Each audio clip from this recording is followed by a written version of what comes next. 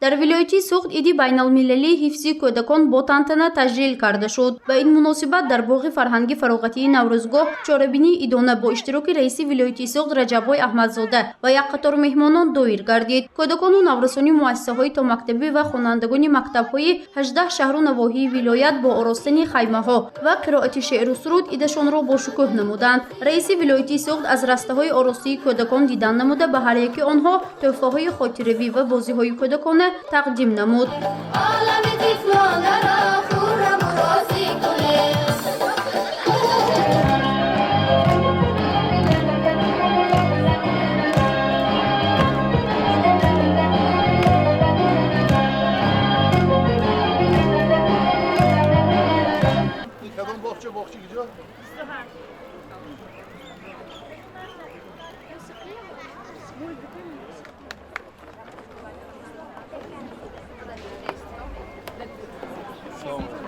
дар чорабинии идона кӯдакону наврасони фаъоли шаҳру ноҳияҳои вилоят аз ҷумла варзишгарон, иштирокчиёни олимпиадаҳои ҷумҳуриявию байналмилалӣ, гирандагони стипендияи раиси шаҳри Хуҷанд, раиси вилоят ва президентӣ, ғолибони озмуни ҷумҳуриявии академияи илмҳо ва инчунин рассомону ихтироъкорон иштирок намуда маҳорат ва маҳсули кори худро муаррифӣ карданд. Масъулин ва кормандони соҳаи тандурустии вилоят бошанд бо ташкили шаҳраки саломатӣ як қатор дастовардҳои соҳа ва таҷҳизотҳои муосири тиббиро ба намоиш гузоштанд.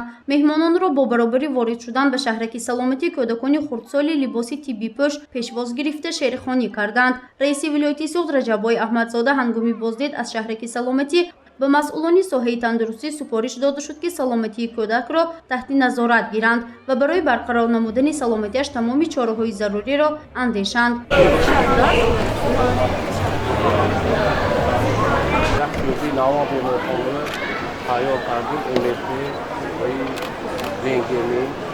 رنگینی رقمی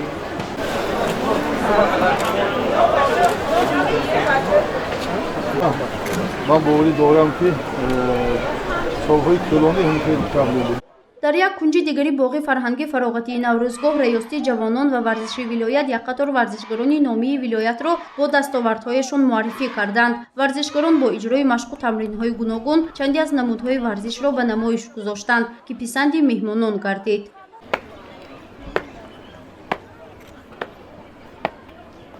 یک دو و خدمت وطن باش تیار دائما تیار دو عقیب گرد یک دو سه چهار عقیب گرد پرچم ملی در آورده شود.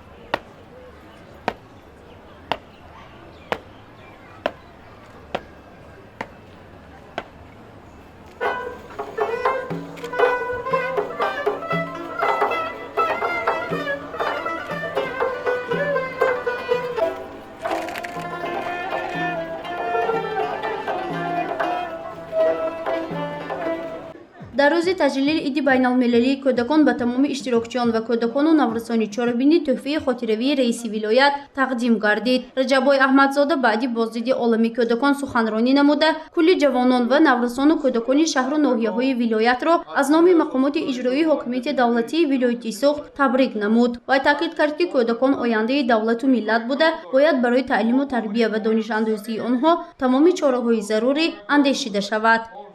تحت غمخواری دائمی فرا گرفتن کودکان و نورسان در ضمیر نسل جوان پروریدن حسی بلند ملی احساس خودشناسی و وطندوستی و اخلاق خمیده در مد نظر همیشگی دولت و حکومت قرار دارد.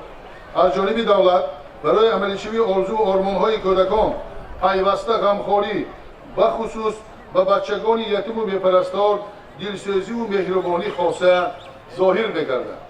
باعثی تاکید است که امروز در ولایت 283 مؤسسه تحصیلاتی تا مکتبی از جمله 207 مؤسسه تحصیلاتی تا مکتبی تابع شعبه معارف و شهر و ناحیه‌ها، 14 مؤسسه تحصیلاتی تا مکتبی تابع تشکیلات کارخانه‌ها و 62 مؤسسه تحصیلاتی تا مکتبی خصوصی فعالیت نموده. زیاد از 44,000 نفر کودکان را به تربیت فرا گرفته است. чорабинии идона ба муносибати рӯзи байналмилалии ҳифзи кӯдакон бо барномаи калони фарҳангӣ ки аз ҷониби кӯдакону наврасон ба саҳна гузошта шуд идома кард. Наврасон бо пешниҳоди баромадӣ ҷолиб ва рақсу гуногун табъи ҳозиринро болида сохтанд. дунёи кӯдакон софу бег'иш аст. дили мо саршори садоқат. дӯстони азиз, аз дили пурмеҳр бароятон салом арз мекунем. аз дунёи софи афсонавии кӯдакон ба шумо як ҷаҳон меҳр ҳадя мекунем.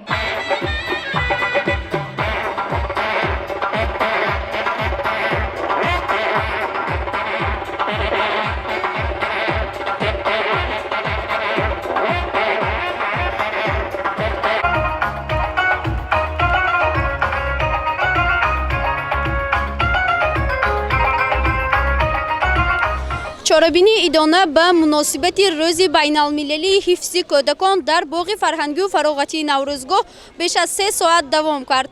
дар ин рӯз кӯдакони 18 шаҳру ноҳияҳои вилояти Суғд бо рӯҳияи идона ба чорабинӣ омада иди худро таҷлил карданд. гузориши Фарзона Шамсиева, Насим Раҳимов барои барномаи иттилоотии Хабар.